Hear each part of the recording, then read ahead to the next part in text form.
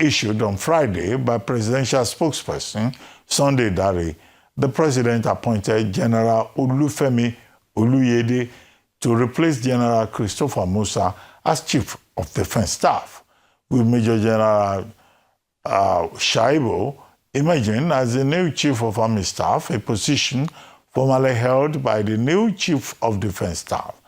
Air Vice Marshal Sunday Kelvin Aneke is the new Chief of Air Staff, while Rear Admiral Iba Abbas was appointed the new Chief of Naval Staff.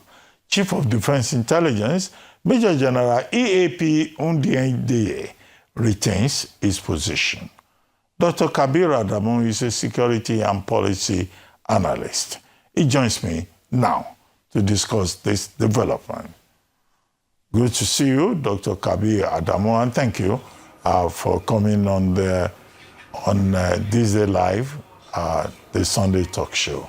Dr. Adamu, what do you make of this latest development, the change of guards in terms of the security chiefs shortly after we heard speculations, rumors, submissions that there was an attempt at a coup, revolution in Nigeria?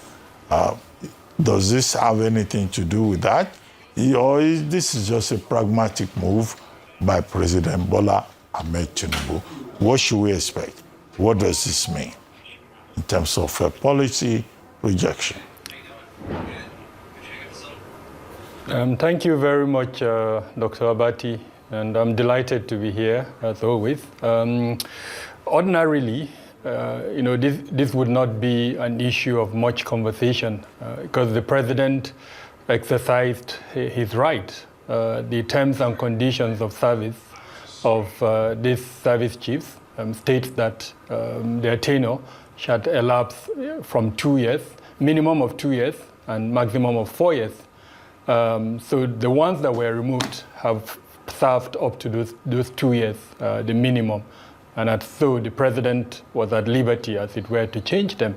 But like you rightly indicated, the change came on the heels of rumors of a coup attempt, or rather planning towards a coup. And some military officers were arrested. One of the hallmark indicators was the cancelling of the National Day celebration. At least one of the public events that was meant to mark that celebration was cancelled.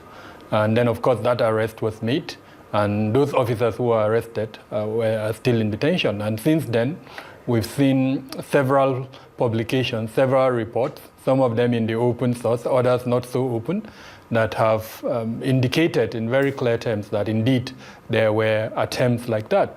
So yes, that this particular point has generated a lot of conversation, both within the military establishment, institution, and then outside the military establishment, especially among the diplomatic circle. This third point I would like to raise is the composition of the new service chiefs. There has been an attempt to observe the national spread, the federal character.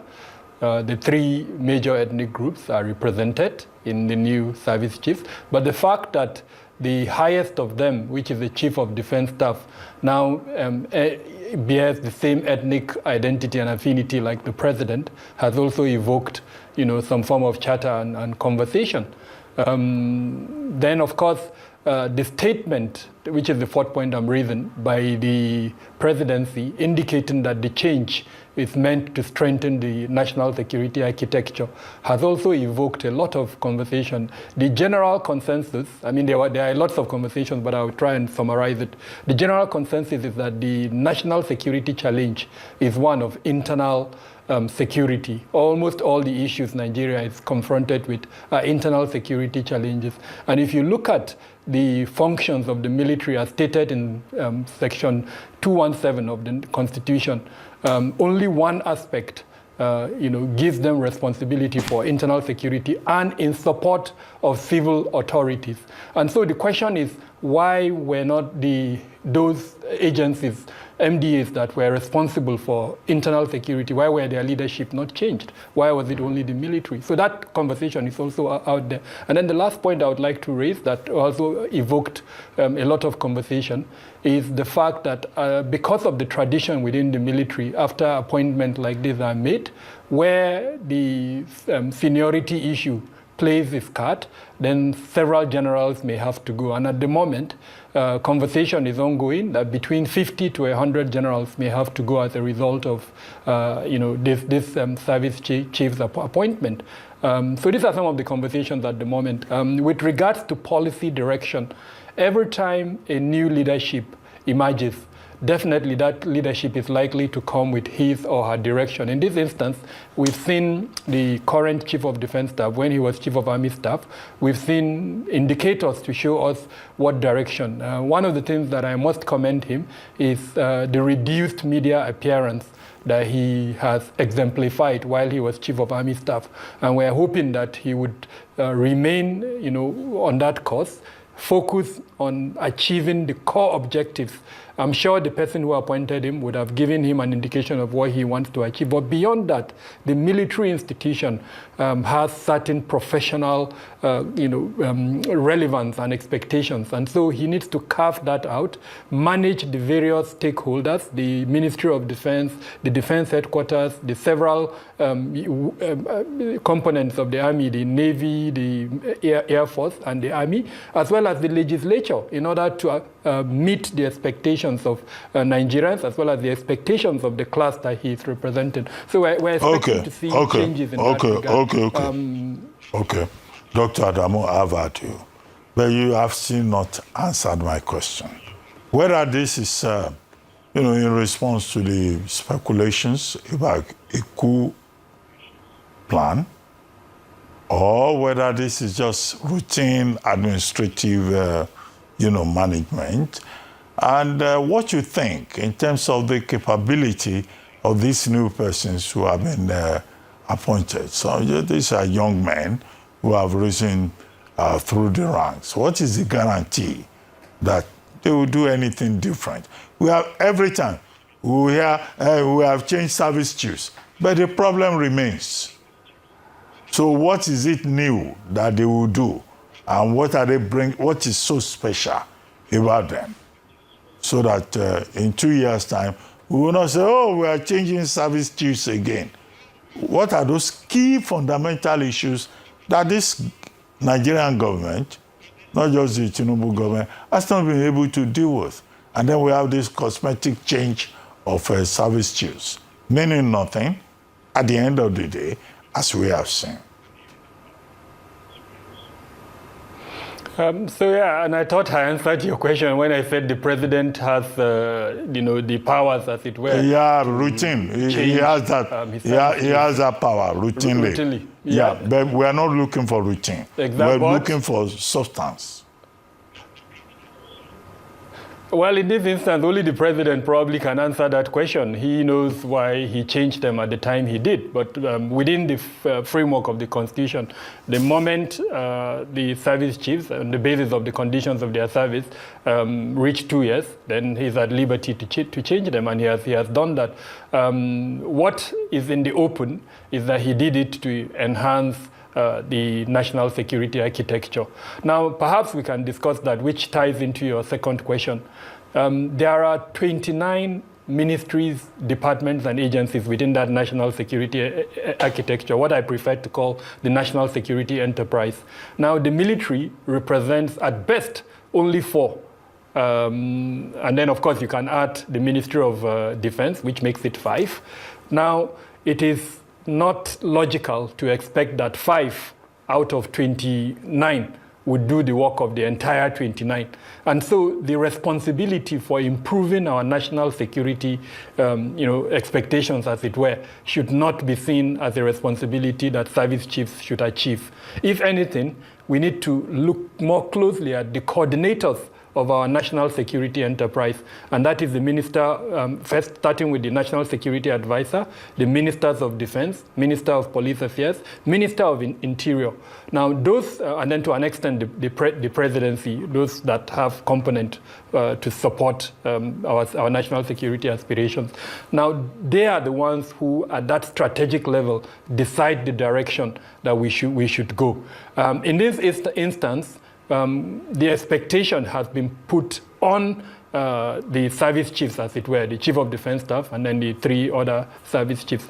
Frankly, I don't expect any miracle in that regard, unless we change our approach and start looking at the entire national security enterprise, where we introduce accountability, where we hold regular National Security Council meetings as expected within the framework of the Constitution, where we introduce performance measurement in clear terms, and where the National Assembly, in accordance with the principles of the doctrine of separation of power, now exercise both legislative as well as oversight functions within the security sector to ask critical questions, based on appropriation. To say, okay, we've given you X amount of money. Okay, Dr. Those are the kind of changes I'm expecting. Otherwise, I'm not expecting much. Okay, Dr. Adamu, I have heard you in terms of expectations. How about outcomes? Now, change of guards should mean something for the Nigerian people.